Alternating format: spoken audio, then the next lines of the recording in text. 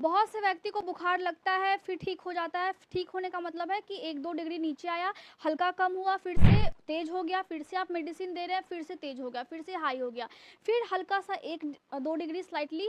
कम हुआ और फिर से हाई हो गया। अब ऐसा करते करते करते करते 7 दिन हो गए हैं और तब जाकर के बॉडी का जो टेम्परेचर है वो बिल्कुल नॉर्मल हुआ है। तो यहाँ पर क्या हमने देखा, यहाँ पे हमने जिगजैग पैटर्न देखा। जब भी फीवर का इस टाइप से पैटर्न आपको देखने को मिले जिगजैग टाइप में, जिसमें एक बार में वो जो बॉडी का टेम्परेचर है वो नॉर्मल नहीं हो रहा है, यहाँ पे बॉडी का टेम्परेचर डिफर कर रहा है, फिर डिफर कर रहा है, फिर कम हो रहा है, फिर ज़्यादा हो रहा है, फिर कम हो रहा है, फिर ज़्यादा हो रहा है। तो इस कंडीशन को हम क्या बोलते हैं, इस टाइप के पैटर्न वाले फीवर को हम बोलते हैं लाइसिस, जिसमें जिगजैग पैटर्न होता है और तब जाकर के बॉडी का टेम्परेचर बिल्कुल नॉर्मल होता है। तो आपको ध्यान रखना है कि हर चीज़ का एक मतलब है और यहाँ पे जो पैटर्न है फीवर का उसके हिसाब से हम उसको नाम देते हैं। तो जो जिगजैग पैटर्न में है, आपको बुखार है अगर और वो बुखार ठीक नहीं हो रहा है, कम हो रहा है, फिर ज़्यादा हो जा रहा है, फिर आप दवाई ले रहे हैं, कम हो रहा है, फिर से ज़्यादा हो जा रहा है, तो उस टाइप के जिगजैग पैटर्न को हम क्या बोल रहे हैं, लाइसिस बोल रहे हैं